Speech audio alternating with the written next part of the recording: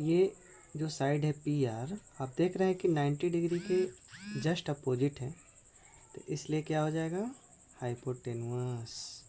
याद रखिए 90 डिग्री का अपोजिट वाला हमेशा हाइपोटेनुअस होता है। इसी को हिंदी में कर्ण भी कहते हैं। हिंदी में इसलिए बता रहे हैं कि थोड़ा हिंदी मीडियम वाले लोग भी समझते रहेंगे। और यहाँ पे जो पी क्यू है, अब यहाँ पे एंगल जब पी लेंगे तो उसके लिए ये बेस होगा और ये परपेंडिकुलर होगा, और जब आर लेंगे तो इसके लिए परपेंडिकुलर हो जाएगा और ये बेस हो जाएगा। तो चलिए देखते हैं। तो पहले हमें तो क्यू आर निकालना होगा, क्योंकि tan का रेशो निकालना है, tan और काट का। tan और काट में क्या होता है, फिर से हम चलते हैं एक बार फार्मूले पे। पाकिस्तान भूखा प्यासा, ठीक है। हिंदुस्तान हरा भरा, ये आपका साइन होगा, ये पास होगा और ये tan होगा, यह कोसेक होगा, यह सेक होगा और ये कॉट होगा, ठीक है। इसे याद रखेंगे तो कभी नहीं भूलेगा।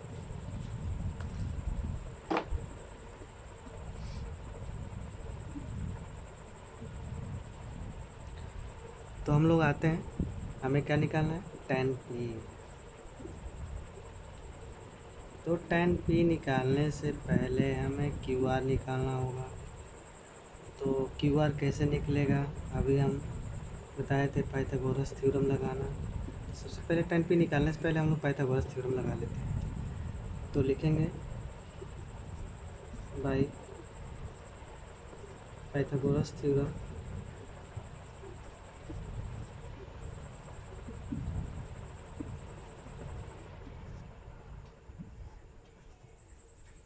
by Pythagoras theorem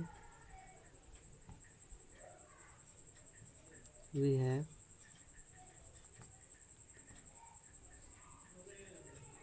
hypotenuse का स्क्वायर इक्वल टू परपेंडिकुलर का स्क्वायर प्लस बेस का स्क्वायर।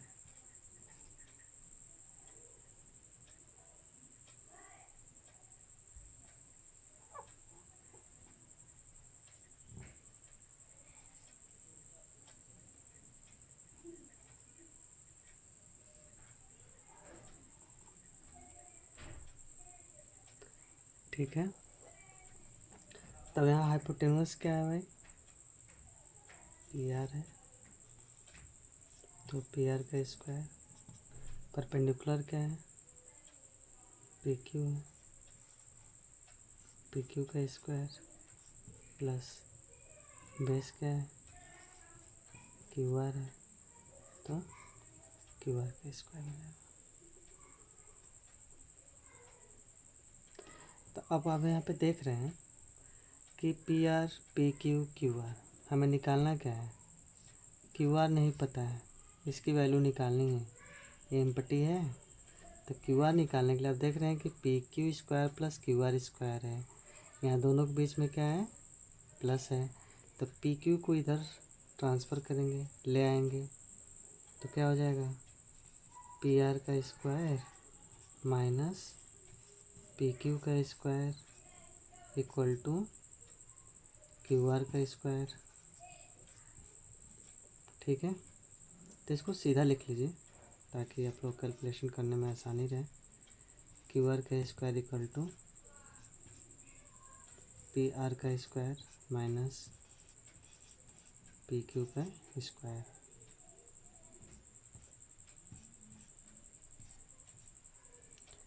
तो पी आर क्या है, देख रहे हैं 13 है, 13 का स्क्वायर, पी क्यू क्या है 12 है, 12 का स्क्वायर, तो 13 का स्क्वायर 169 होता है और 12 का स्क्वायर 144 होता है। माइनस करेंगे तो इसका आंसर आ जाएगा, कितना आएगा बताइए, 25 आ जाएगा। ठीक है। तो अब यहाँ से आपको क्यू आर की वैल्यू मिल गई। देखिए क्या मिला, ये तो एक क्यू आर स्क्वायर है ना, तो Q R square equal to, यहाँ सेंटीमीटर स्क्वायर लिखते चलिए।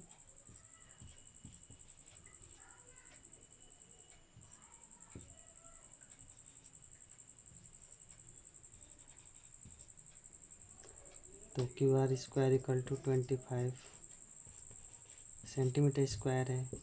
तो this implies that Q R equal to root में 25 सेंटीमीटर स्क्वायर।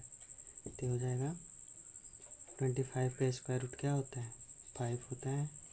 तो सेंटीमीटर स्क्वायर है ना, तो भी सेंटीमीटर बन जाएगा, 5 सेंटीमीटर हो जाएगा। तो अब क्यू आर की वैल्यू मिल गई, तो यहाँ लिख देंगे 5 सेंटीमीटर। अब इसको हम मिटा सकते हैं, मिटा देंगे।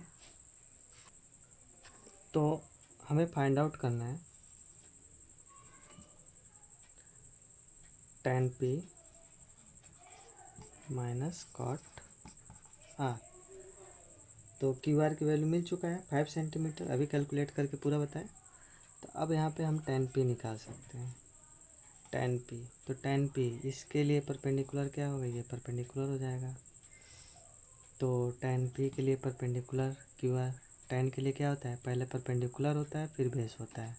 तो ऊपर परपेंडिकुलर हो गया और नीचे बेस हो गया, डिनोमिनेटर में बेस हो जाएगा, न्यूमरेटर में परपेंडिकुलर हो जाएगा। तो परपेंडिकुलर क्या है भाई, इसके लिए परपेंडिकुलर ये है, और क्या है ये क्यू आर है, और बेस क्या होगा इसके लिए पी क्यू होगा। तो क्यू आर की वैल्यू जब आप रखेंगे कितना है, ये 5 सेंटीमीटर है, 5 सेंटीमीटर। और पी क्यू की वैल्यू है 12 सेंटीमीटर। तो हो जाएगा 5/12, यानी कि tan p आ गया 5/12। अब इसी तरह से cot r की वैल्यू निकालेंगे। cot r की वैल्यू क्या होगी, तो अब इस एंगल के लिए इसको हम मिटा लेंगे। अब इसके लिए ये परपेंडिकुलर बन जाएगा और ये बेस बन जाएगा। तो cot की वैल्यू होती है, cot देखिए यहाँ नीचे दिख रहा है cot, तो b/p, बेस अपान परपेंडिकुलर। तो बेस कितना है, इसके लिए बेस, इस एंगल के लिए बेस क्यू आर ही होगा, क्यू आर, और परपेंडिकुलर पी क्यू हो जाएगा। दोनों की वैल्यू सेम आ रही है। तो क्यू आर की वैल्यू 5 और पी क्यू की वैल्यू 12, तभी हो जाएगा 5/12। अब हमें निकालना है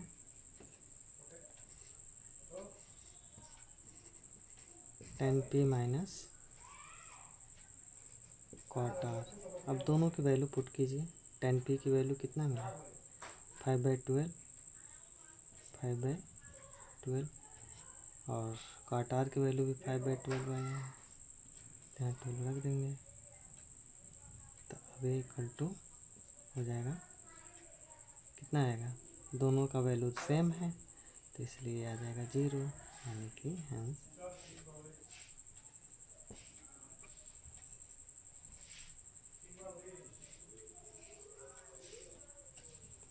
tan p माइनस cot r equal to 0।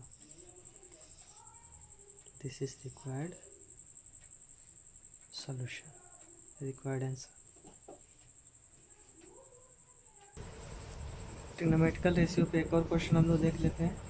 If sin a equal to 3/4 calculate cos a and tan a, यानी कि sin a की वैल्यू दी गई है 3/4, तो कैलकुलेट करना है cos a और tan a, यानी कि cos a और tan a का मान निकालना है।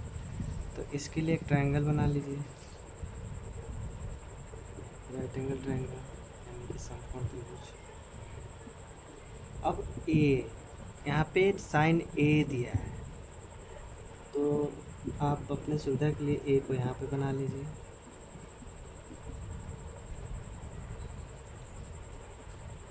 आप बी सी कहीं ले सकते हैं, बी यहाँ ले लीजिए और इसको सी।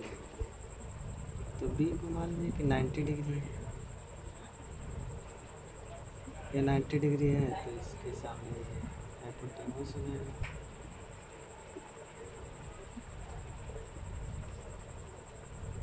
और ये एंगल ले रहे हैं तो इसके सामने ये परपेंडिकुलर हो जाएगा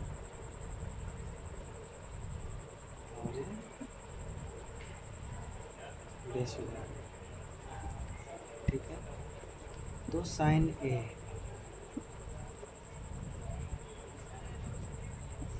इसे सॉल्व करते हैं। गिवन दैट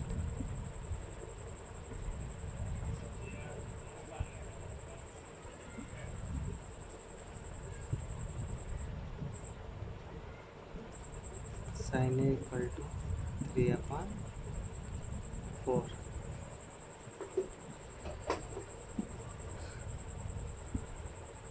तो since sine A equal to क्या होता है, परपेंडिकुलर अपॉन हाइपोटेन्यूस होता है। ठीक है, यानी कि क्या होगा, बी सी अपॉन ए सी, और ये कितना हो जाएगा, ए बी सी 3 हो जाएगा, और ये जो ए सी है और तो 3/4, यानी कि B C equal to 3। B C और ए सी का रेशियो होता है, तो यहाँ पे डायरेक्ट हम 3 नहीं लिख सकते हैं, यहाँ 3K एंड 4K ले लेंगे, प्रोपोर्शनलिटी कांस्टेंट ले लेंगे, तो 3K और A C equal to 4K। अब हमें ए बी नहीं पता है, बेस नहीं पता है, तो ए बी को निकालने के लिए फॉर्मूला लगाएंगे पाइथागोरस थ्योरम। अब लिखेंगे बाई पाइथागोरस थ्योरम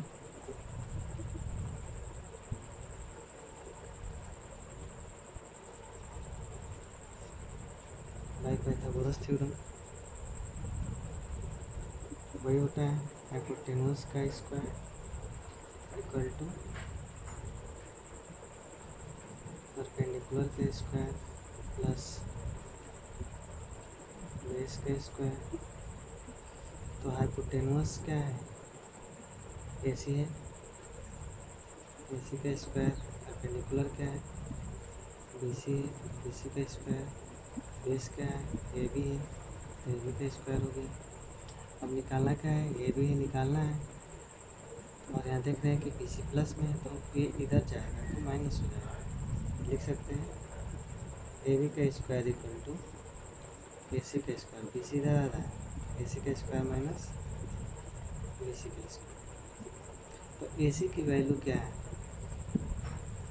4K है, और बी सी की वैल्यू क्या है, 3K है। अब दोनों को सॉल्व कर लो।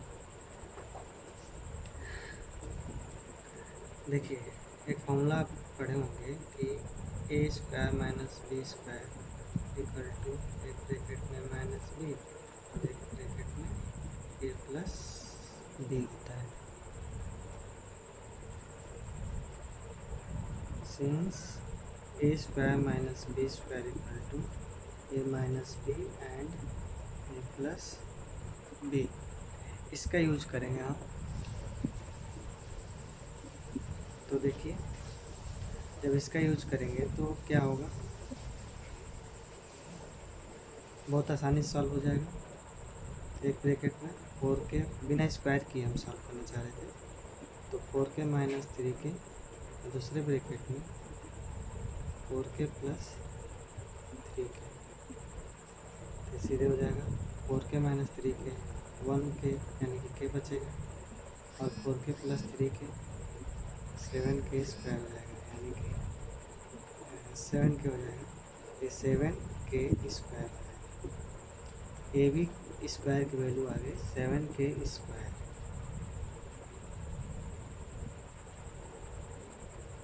अब ऊपर मिटा सकते हैं ना, तो ए बी इक्वल टू हो जाएगा 7k² रूट में 7k²। तो k² की वैल्यू क्या हो जाएगी? ये रूट में 7 ही रह जाएगा, तो रूट में 7k हो जाएगा। के जो है रूट से बाहर, ए बी की वैल्यू हो गई, यानी कि ए हो गया रूट में 7k। के लेने से कोई मतलब नहीं है, फिर कट जाता है। अब हमें निकालना है कॉस ए।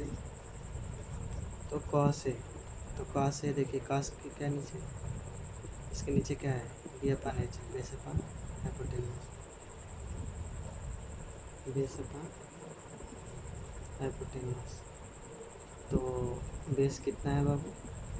ए बी है, और हाइपोटेन्यूस कितना है? ए सी है। तो ए बी की वैल्यू रूट में 7k है, और ए बी की वैल्यू हो गई, ए सी की वैल्यू है 4k। के कट जाएगा, देखिए कट गया, तो रूट में 7/4 हो जाएगा।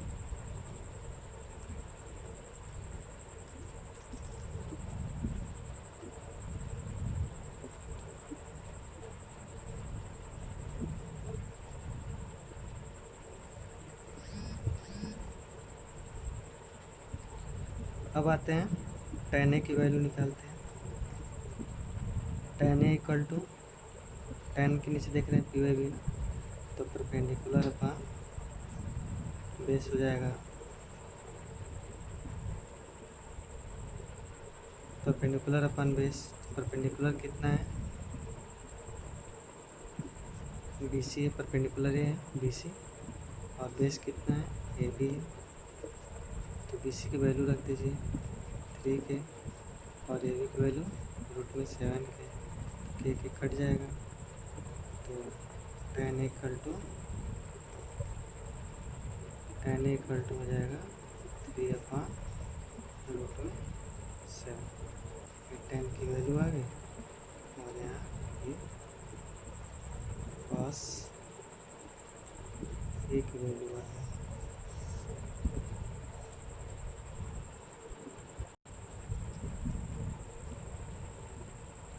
अब यहाँ लिख सकते हैं therefore cos a equal to root में 7/4 एंड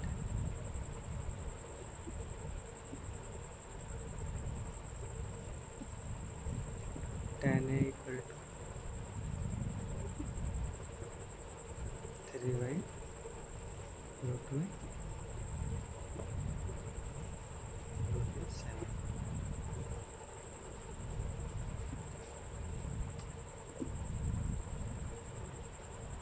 ठीक है, ये आंसर पूरा सॉल्व हो चुका है, क्वेश्चन पूरा सॉल्व हो चुका है। सॉरी, उल्टा बोल गया, कभी कभी दिमाग काम नहीं करता है ना।